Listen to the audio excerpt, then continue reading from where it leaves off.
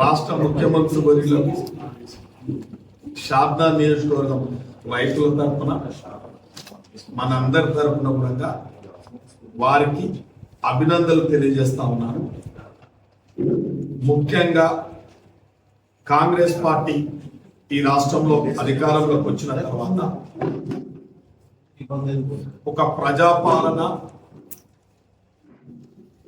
ప్రజాస్వామ్యబద్ధంగా రైతు పక్షపాత ప్రభుత్వంగా ఒక పాలమూరు బిడ్డగా రైతు బిడ్డగా రైతులకు అన్ని విధాల కార్యక్రమాలు తీసుకొని ఎక్కడ భయపడకుండా ఈ రాష్ట్రం అన్ని విధాల అప్పుల కుప్ప అయినప్పటికీ అన్ని రంగాలలో అప్పులు ఉన్నప్పటికీ, ఉదాహరణకు సీడు సప్లై చేసిన అప్పులే, కరెంట్ విద్యుత్ శక్తిలో కూడా అప్పులే, బ్రీవరీస్ కు కూడా అప్పులే, లాస్ట్ సివిల్ కాంట్రాక్టర్లు కూడా అప్పులే, సివిల్ సప్లైలో పెండింగ్ బిల్స్ 50,000 కోట్లు, ఇవన్నిటితో పాటు రాష్ట్రానికి 7 లక్షల అప్పు ఉన్నప్పటికీ ప్రజలు రైతులు ఒక అవకాశం ఇచ్చారు. ఏం అవకాశం ఇచ్చారంటే ఈ యొక్క నియంత్రిత పాలన, ఈ గడీల పాలన, ఈ కుటుంబ పాలనకు విముక్తి పలకాలని చెప్పి వరంగల్ వేదికగా బహిరంగ సభలో రాహుల్ గాంధీ గారు ఇచ్చిన హామీ, తెలంగాణ ఇస్తే తెలంగాణ రాష్ట్రంలో రైతులు గిట్టుబాటు ధర లేక, అమ్మిన పంటను అమ్ముకోలేక అప్పుల పాలై ఆత్మహత్యలు చేసుకుంటున్న సందర్భంలో రాహుల్ గాంధీ గారు ఇలా వరంగల్ బహిరంగ సభలో ఎవరు ఆత్మహత్యలు చేసుకోవద్దు, రైతులు తప్పకుండా రుణమాఫీ చేస్తాం, గిట్టుబాటు ధర ఇప్పిస్తాం, బోనస్ ఇస్తాం అని చెప్పి ఆ రోజు ఏదైతే ఎన్నికల కంటే ముందు ఏదైతే చెప్పిరో, ఈ రాష్ట్రంలో ప్రభుత్వం ఏర్పాటైన తర్వాత రాష్ట్ర ముఖ్యమంత్రి వర్యులు రైతులకు ఇచ్చిన మాటలు నిలబెట్టుకోవడానికి ఇలా ఏకకాలంలో తెలంగాణ ప్రభుత్వం రైతులకు దాదాపు నిన్న 4 ఫేజ్లలో 25 రోజులలోనే 21,000 కోట్ల రూపాయలు ఏకకాలంలో చేసిన గొప్ప ముఖ్యమంత్రి, రైతు పక్షపాతి. ఇవాళ ఆ రోజు రాష్ట్ర ముఖ్యమంత్రిగా కాంగ్రెస్ ముఖ్యమంత్రిగా ఉన్న రాజశేఖర్ రెడ్డి, ఆ రోజు ప్రైమ్ మినిస్టర్ గా ఉన్న మన్మోహన్ సింగ్, యూపీఏ చైర్పర్సన్ ఉన్న సోనియా గాంధీ గారు ఏకకాలంలో ఆ రోజు 70,000 కోట్లు చేశారు. ఇలా ఏకకాలంలో ఈ రాష్ట్రానికి 21,000 కోట్లు చేసిన రాష్ట్ర ముఖ్యమంత్రి వర్యులకు మేమందరం కూడా వారికి అభినందనలు తెలియజేస్తా ఉన్నాం. మీ యొక్క గొప్ప నిర్ణయానికి, మీరు చేసిన సాహసానికి రైతుల తరఫున మేమందరం కూడా అభినందనలు తెలియజేస్తా ఉన్నాం. ఇంకా కూడా ఈ రాష్ట్ర పరిపాలన మీ అందరు తెలుసు, రాత్రి జరిగిన మీటింగ్ లో పత్రిక సోదరులు అందరూ కూడా తెలుసు. మనం రాష్ట్ర ముఖ్యమంత్రి కూడా అండగా నిలబడాల్సిన బాధ్యత ప్రతి పౌరుని మీద, పాలమూరు ప్రతి పౌరుని మీద పార్టీలకు ఖచ్చితంగా అభివృద్ధి చేసుకోవడానికి సహకరించడానికి ప్రతి ఒక్కరిని కూడా నేను విజ్ఞప్తి చేస్తా ఉన్నా. మనం కూడా రాకరాకొచ్చిన అవకాశం కాబట్టి దీన్ని ఇలా మనం సద్వినియోగం చేసుకోవడానికి వేదిక మీదనే ఒక గొప్ప మనసుతో రాష్ట్ర సీనియర్ మంత్రివర్యులకు నేను విజ్ఞప్తి చేస్తున్నా. మీ తమ్మునిగా, రాష్ట్ర ముఖ్యమంత్రిగా, మేము పాలమూరు బిడ్డగా నేను మీ ముంగల నేను ఒకటే విజ్ఞప్తి చేస్తా ఉన్నా, ప్రతి సంవత్సరం 20,000 కోట్ల రూపాయల బడ్జెట్ అదనంగా ఇవ్వాలి. మేము పెండింగ్. నేను ఎవరు అనదలుచుకోలేదు. ఎవరు ఏం చేసినా నేనైతే ఒక లక్ష్యం పెట్టుకున్నా. పాలమూరుకి 20 లక్షల ఎకరాలకు, అంటే మొన్న వాళ్ళు పోయిన ప్రభుత్వం 12 లక్షలకు అక్కడక్కడ శంకుస్థాపన చేసింది. 30% మాత్రమే పనులైనవి.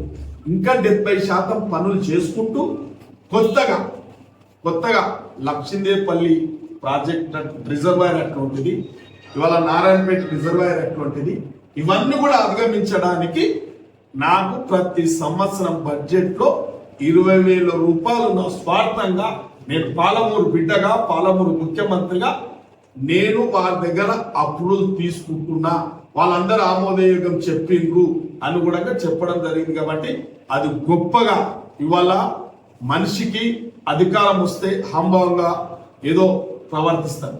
ఇలా అన్యమని రాష్ట్ర ముఖ్యమంత్రి అయినా తన పాలమూరును జిల్లాను అన్ని తాలూకాలను అభివృద్ధి చేసుకోవడానికి ఇంత సమన్వయపరుచుకుంటూ సీనియర్ కాంగ్రెస్ క్యాబినెట్ లో ఉన్న పెద్ద నాయకులను సమన్వయపరుచుకుంటూ గ్రామ స్థాయి నుంచి కాంగ్రెస్ కార్యకర్తలను సమన్వయపరుచుకుంటూ ఎమ్మెల్యేలను అందరూ సమన్వయపరుచుకుంటూ ఇలా చూస్తా ఉన్నారు. బాధ్యత మర్చిపోయి ప్రతిపక్షంలో ఉన్న ఇవాళ వ్యక్తులు ప్రవర్తిస్తున్న తీరు ఈ రాష్ట్రంలో అలజడులు సృష్టించడానికి, సమస్యలు లేవనెత్తడానికి, ఇలా ప్రజాస్వామ్యబద్ధంగా సమస్యలు లేవనెత్తే చాలా సంతోషం. ఇవాళ ఏ నాయకుడైనా, ప్రజాస్వామ్యంలో ఏ నాయకుడైనా ప్రతిపక్షం ప్రజల తరపున సమస్యలను లేవనెత్తితే అది స్వీకరించాల్సింది అందరం. దాన్ని తప్పు కాదు. కానీ వాళ్ళ విధానంలో మార్పు ఉంది. రెచ్చగొట్టడం, అధికారులను అనడం, వాళ్ళందరూ అనడం, వీళ్ళందరూ అనడం సమంజసం కాదు. అది ప్రజాస్వామ్యం అనుకోబడదు. ఇప్పుడు దేశ స్వతంత్రాన్ని అహింసవాదంగా తెచ్చుకున్నాము. దేశ స్వతంత్రాన్ని ఎక్కడ మీద ఎవరి మీద దౌర్జన్యం చేయలేదు. బ్రిటిష్ వాళ్ళ మీద కూడా దౌర్జన్యం లేదు. అహింసవాదంగా ఈ దేశానికి స్వాతంత్రం తెచ్చుకున్నాం. ఇవాళ తెలంగాణ మీ అందరు తెలుసు, డోర్లు మూసి తెలంగాణ తెచ్చుకుంది. ఇంతకంటే ఎక్కువ కావాలి. మీరు ఇలా తెచ్చిన తెలంగాణ ఆగం చేసి అధోగతిపాలు చేసి ఇవాళ నీళ్లు లేవు, నిధులు లేవు, నియామకాలు లేవు. ఇవాళ మీరు చూస్తా ఉన్నారు. పత్రికా సోదరులు కూడా మీరు కూడా ఈ రాష్ట్రం బాధ్యత, మన తాలూకా బాధ్యత, మన జిల్లా బాధ్యత మీ మీద కూడా ఉన్నది. వాస్తవాలు గ్రహించండి. మేము కూడా చెప్పడానికి మన పొరపాటు. ఇవాళ మీరు చూస్తా ఉన్నారు, రైతులకు రుణమాఫీ చేసింది వాస్తవం కాదా? రైతులకు బోనస్ ఇస్తుంది వాస్తవం కాదా? ఇలా రైతు సంబరాలు చేస్తున్నది. అందుకే ఇవాళ ఎక్కడ లేనన్ని స్టాల్స్ పెట్టి ఇవాళ మీరు రాజశేఖర రెడ్డి ఉన్నప్పుడు యంత్ర లక్ష్యం అంటే ప్రతి పనిముట్టు సబ్సిడీతో ఉంది. అవన్నీ కన్మరుగైపోయినాయి. మీరు ఒక ట్రాక్టర్ ఇచ్చారు. ఆ ట్రాక్టర్ ఎవడో టీఆర్ఎస్ లకు కాలు ముక్తే, ఏలు ముక్తే, ఎమ్మెల్యే కాలువ చుట్టూనే కొనుక్కోవాలని కార్యకర్తకి ఇచ్చాం. ఇవాళ మేము రైతు రుణమాఫీ చేసామండి. టీఆర్ఎస్ లో కాలేదా? బీజేపీలో కాలేదా? బిఎస్పీలో కాలేదా? సిపిఐఎంలో కాలేదా? అక్కడేమన్నా పార్షాలిటీ ఉందా? ఇక్కడ ఇలా ప్రజాస్వామ్యం ఎలక్షన్ అప్పుడే పార్టీ, ఎలక్షన్ తర్వాత కనీసం మా పత్రికా సోదరులన్నా కొన్ని వాస్తవాలు చేస్తే కొందరికి తెలియని విషయాలన్నా, మీరు విషయ పరిజ్ఞానం తెలిసిన వ్యక్తులు మీరు కాబట్టి మీరన్నా పత్రికల ద్వారా రాస్తే వాళ్ళకు కొంత జ్ఞానోదయం అవుతుంది. అవాకులు చవాకులు బంద్ చేసుకుంటారు. కాబట్టి మీరు అర్థం చేసుకోండి. దివాస్ దీక్షలు సిగ్గు లేకుండా దివాస్ దీక్షలు ఇచ్చినాక సోనియా గాంధీ ఇవాళ అనుభవించిన భోగభాగాలు అనుభవించారు వాళ్ళు. కాబట్టి ఏదేమైనా పాలమూరు బిడ్డ చాలా స్పష్టంగా పరిపాలన కొనసాగుతా ఉంది. ఈ రాష్ట్రంలో మీ అందరికి తెలుసు ఇలా మీకేం జరుగుతుంది అనేది. అన్ని ప్రయాణం ఇలా ఒక్కొక్క విషయం కూడా చెప్పాను. ఇవాళ ఒక వర్గాన్ని తీసుకుంటే నిరుద్యోగులు ఉంటే ఇవాళ గ్రూప్ 1 కూడా ఎగ్జామ్స్ పెట్టిరు.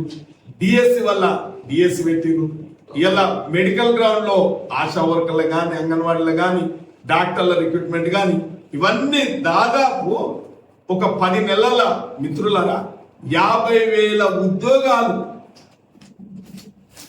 రిక్రూట్మెంట్ చేసింది. స్పష్టంగా మీకు లాల్ బహదూర్ స్టేడియంలోనే పెట్టి బహిరంగంగా రిక్రూట్మెంట్ ఆర్డర్స్ ఇచ్చి ఇంతకన్నా ఇంకేం ప్రూఫ్ కావాలా మీకు? ఇంకా రెండోది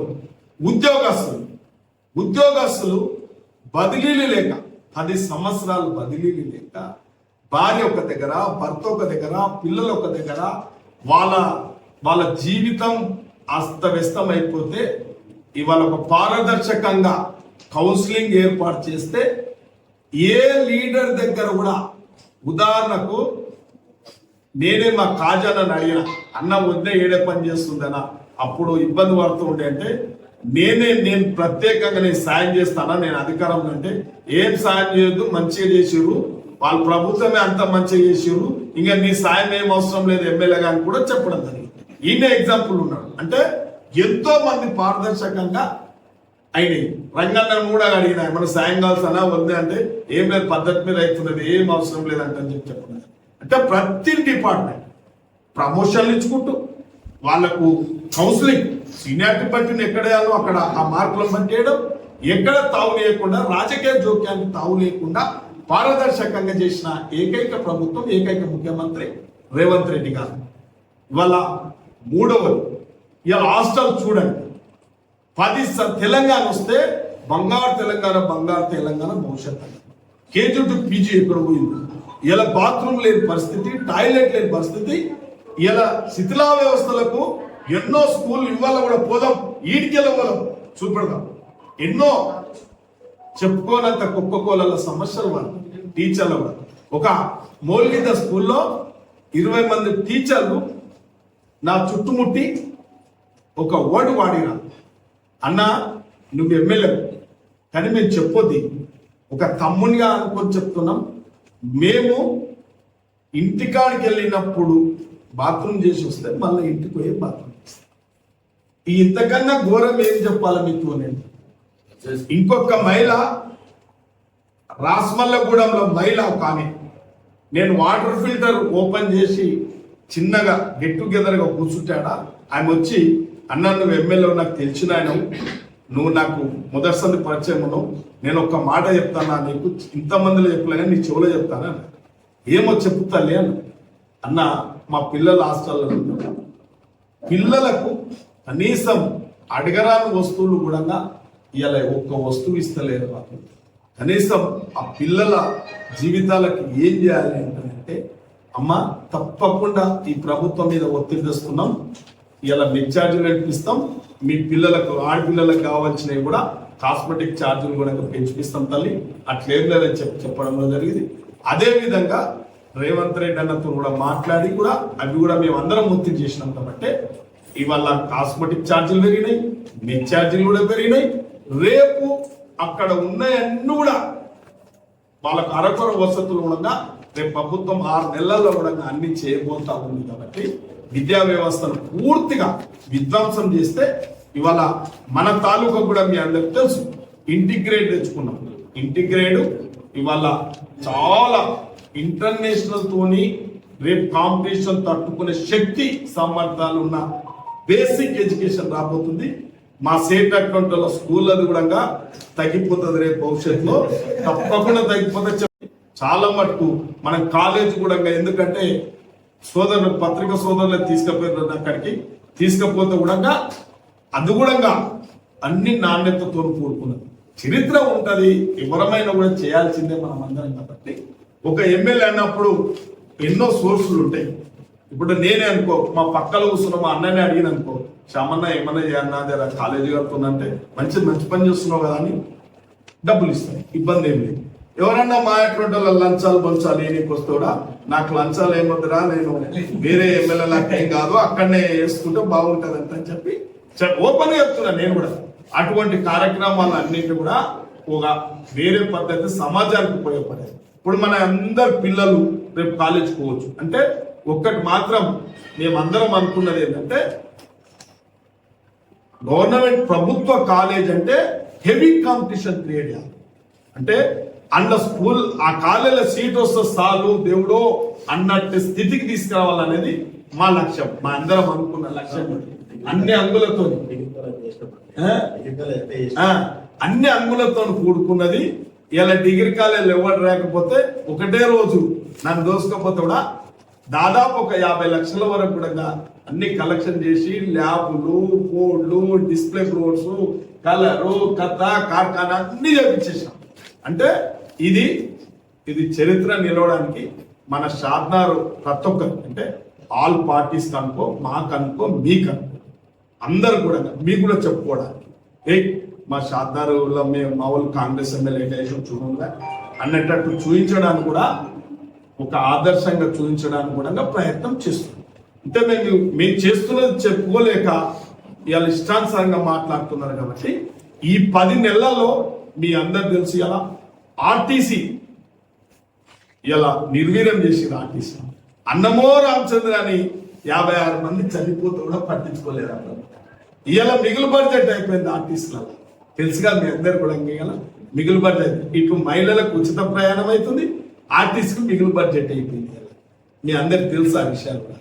ఇలా గ్రామాలలో పేదలు ఏదో ఎస్టీ ఎస్సీలు, బుడిగ సంఘాలు అట్లాంటి వాళ్ళు కూడా కరెంటు బిల్లు కట్టలేని పరిస్థితి ఉంటే కూడా మీ అందరికి తెలుసు 200 యూనిట్లు ఇలా గృహజ్యోతి ద్వారా ఫ్రీ కరెంట్ ఇస్తున్నారు. 3వ సిలిండర్ మండుతుండే, ఇవాళ సిలిండర్ కూడా ఇవ్వడం జరుగుతూ ఉంది. ఇలా ఆరోగ్యశ్రీని చూస్తా ఉన్నారు. ఇలా ఎన్ని చెక్కులు మీరే మీ ముంగల్నే 10 సార్లను వంచినవి. దాదాపు ఒక ₹1 కోటి నెలకు మనకు వస్తుంది. ₹1 కోటి యావరేజ్ చేసుకోండి. ఇప్పటికీ ₹1 కోటి నెలకు మనం ఆరోగ్యశ్రీ పోను సీఎం రిలీఫ్ ఫండ్ కూడా మనకి ఇస్తాం, కళ్యాణ లక్ష్యం కూడా మనకి ఇస్తాం. అంటే పేదలకు ఉపయోగపడే వాళ్ళలాగా ఏదో అది రద్దు చేయాలి ఇది రద్దు చేయాలన్నా కొనసాగుతూనే ఉన్నాయి. కాబట్టి ఇవాళ ఏదేమైనా మీరు పత్రిక సోదరులు కూడా విజ్ఞప్తి చేస్తున్నాం. మా స్వార్థం నేను విజ్ఞప్తి చేస్తున్నా, మన పాలమూరు బిడ్డకు మనం అండగా ఉందాం. నేను కూడా షాద్నగర్ నియోజకవర్గానికి ఎమ్మెల్యే మీ అన్నను అనుకోండి, మీ తమ్ముని అనుకోండి. నేను కూడా ఆ రోజు కూడా అడిగేది అదే, ఈ రోజు అదే.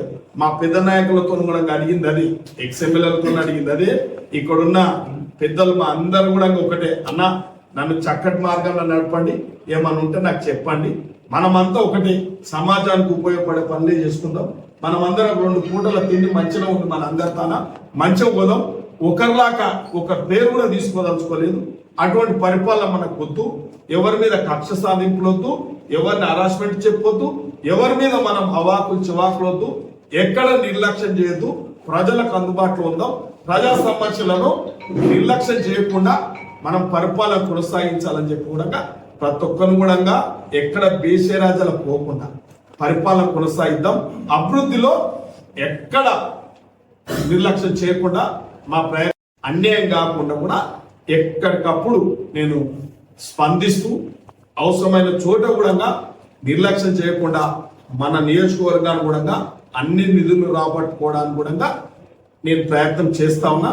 దానికి రాష్ట్ర ముఖ్యమంత్రులు పూర్తిగా సహకారం ఉంది, క్యాబినెట్ మంత్రులు పూర్తిగా సహకారం ఉన్నారు. ఎలాంటి ఇబ్బంది లేదు, ఎవరిని ఇబ్బంది పెట్టదలుచుకోలేదు. కాబట్టి ఈ ప్రభుత్వం చేపట్టే కార్యక్రమాలన్నిటిని కూడా మన షాద్నగర్ నియోజకవర్గానికి సద్వినియోగం చేసుకుంటాం. ముఖ్యంగా మన పాలమూరు బిడ్డకు అభినందనలు తెలియాల్సిందిగా మీ అందరితో విజ్ఞప్తి చేస్తున్నాను. నేను ఫస్ట్ సెషన్లోనే అడిగినాం, అస్తవ్యస్తంగా జిల్లాలు చేసిర్రు, అస్తవ్యస్తంగా మండలాలు చేసిర్రు, అస్తవ్యస్తంగా గ్రామ పంచాయతీలు చేసిర్రు. ఎవరికి ఇష్టం ఉన్నట్టు ఉదాహరణ చెప్తా, నా చేకూరునేమో 6 గ్రామ పంచాయతీలు చేసింది, నందిగామని 1 గ్రామ పంచాయతీ కూడా విడది. ఇదే ఎగ్జాంపుల్ గా వేరే వద్దిగా నీకు అర్థమైందా? మూలిగిత చేయాల్సింది ఏం చేసిరో మీ అందరికి తెలుసు. అందుకే వాళ్ళు అస్తవ్యస్తం చేసింది. కాబట్టి మనము అట్లా చేయొద్దు అని ఎమ్మెల్యేలతోని ముఖ్యమంత్రి చెప్పిన విషయం ఏంటంటే, మనం దాని మీద ఒక ఎక్స్పర్ట్ కమిటీ ఇస్తాం, డిలిమిటేషన్ కమిటీ ఇస్తాం. అది సైంటిఫిక్గా ఉండాలి, జాగ్రఫికల్గా ఉండాలి, పాపులేషన్ ఫిట్ కావాలి, ప్రజలకు సౌకర్యార్థం. ఇవాళ గ్రామ పంచాయతీలు ఇచ్చారు, కుర్చీ లేదు, టేబుల్ లేదు.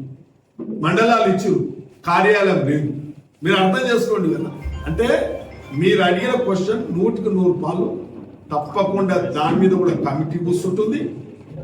నాకు ఎక్కువ లెక్క తెలిసిన కానీ ఇంకొక 3-4 నెలల కమిటీ కూర్చుంటుంది. మమ్మల్ని కూడా అభిప్రాయం అడిగారు. కొన్ని గ్రామ పంచాయతీలు చేయాల్సినమంతా చేయరాని మనస్సంగా చేసిరు. కొందరైతే ఓ దేవుడో మేము ఆ గ్రామ పంచాయతీ ఉండమంటున్నారు. గూడూరు ఎగ్జాంపుల్ మేము ఉండమో దేవుడో అని అంటున్నారు. ఇలా తెలుసు కదా మీకు కూడా.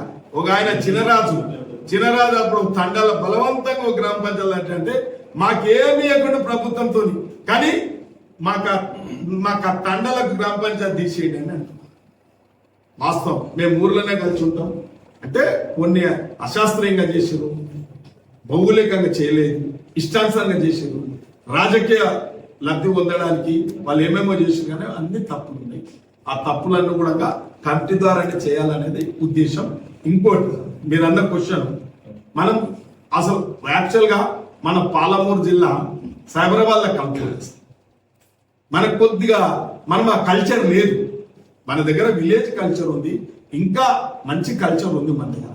ఏదో అక్కడ సైబరాబాద్ కమిషన్ ఉంటే ల్యాండ్ ఆర్డర్ మెయింటైన్ చేయాల్సి వస్తుంది, ఏదో డ్రగ్స్ కంట్రోల్ చేయాల్సి వస్తుంది, ఏమో టెర్రరిజం కంట్రోల్. మనతోనే టెర్రరిజం ఎవరున్నారు, మనతోనే డ్రగ్స్ ఏముంది, అనవసరంగా చేసిన అంటే ఆ రోజుల్లో వాళ్ళ నడిచేది కాబట్టి ఒక తప్పుడు నిర్ణయాలు తీసుకున్నారు. ఉదాహరణకి ఇంకొకటి చెప్తాను, ఎట్లా తప్పుడు నిర్ణయాలు. మన తాను ఒక ఆర్ఓపి, చెట్టాన్పల్లి ఆర్ఓపి వాస్తవానికి చాలా ఇబ్బంది మనకి, కానీ టెక్నికల్ గా అది 2 amps పెట్టి ఇట్లా వై జంక్షన్ లాగా రావాలి. వై జంక్షన్ లాగా వచ్చేది వాళ్ళ ఊరు దిక్కు మలుపుకున్నాడు ఆయన, ఒకటే మలుపుకున్నాడు. అక్కడ ఫ్లోటింగ్ ఉండదు, మన ఉండేదంతా బైపాస్ కు అప్రోచ్, ఫంక్షన్ హాల్, చెటాన్పల్లి, దూస్కాలు, దర్గా. అవునా కాదు చెప్పండి. వాళ్ళు తీసుకున్న నిర్ణయం తప్పు. అంటే వాళ్ళు ఇదొక్కటే కాదు వాళ్ళు తీసుకున్నది తప్పులు. నేను చెప్తున్నా కదా, చాలా తప్పులు తీసుకున్నారు. ఓలిగి తీయకపోతే చాలా బాధ అనిపించింది మా అందరు. ఓలిగి తీయాల్సింది ఎవడన్నా, ఓలిగి తీయకుండా చేస్తారు. ఎవడన్నా చేగూరులో ఎవడన్నా ఎంకమ్మ కూడా గ్రామ పని చేస్తారా, ఎవడన్నా ముగ్గురు కూడా గ్రామ పని చేస్తారా, వాళ్ళు ఏ పాలో తెలుస్తలేదు, వాళ్ళకు ఏం చేయాలో తెలుస్తలేదు. అదే ఉమ్మడి గ్రామ పంచాయతీ చేగూరు ఉంటే చాలా ఉందాగా చాలా బాగుంది. అంటే వాళ్ళు చేసిన అన్ని తప్పులు ఉన్నాయి. ప్రభుత్వం దృష్టి కూడా ఉంది. ఈ ప్రభుత్వం కొద్దిగా కమిటీ వేసి, డీలిమిటేషన్ కమిటీ వేసి శాస్త్రయుక్తంగా భౌలిక పరంగా చేయబోతాం. సాక్షాత్ అందరము శంషాద్ అనుకున్నాం, కానీ ఎవరు అడ్డుకోలేకపోయిన వాళ్ళ నిర్ణయం. ఎందుకంటే అక్కడ పెద్ద దొరల భూములు ఉన్నాయి, అక్కడ దాని దిక్కెళ్ళి అట్లయింది. ఇప్పుడు డిమాండ్ ఉంది. ఇప్పుడు మా స్పీకర్ కూడా మాట్లాడి దాన్ని రాజేంద్ర నాథ్ ఇస్తాం కలెక్టర్ అంటే, మేమేమంటున్నాం అంటే కలెక్టర్ ఆఫీస్ తీసుకొచ్చి దాన్ని దేనికన్నా వాడుకోండి, ఏదన్నా వేరే మెడికల్ కాలేజో దేనికో దానికో వాడుకోవాలనుకుంటా సజెషన్ చెప్తున్నాం. మేము కూడా ప్రయత్నం చేస్తాం.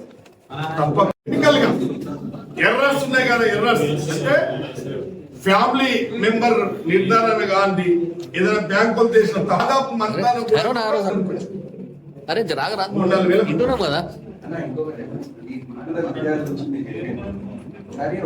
దానికంటే 2 భవనాలు మాత్రం సొంత భవనాలు ఉంటాయి. అన్ని అద్దె భవనాలు. దానికి 20 లక్షలు 15 లక్షలు పేమెంట్ చేస్తాను. వసతి కూడా లేదు, మౌలిక వసతులు లేదు. నేను తీసుకున్నప్పుడు ఇది పరిస్థితి ఇది లోపడి పోతే అసలు నిలబడలేకపోతే నిమిషాలు కూడా ఇది తాగుతూ వాడు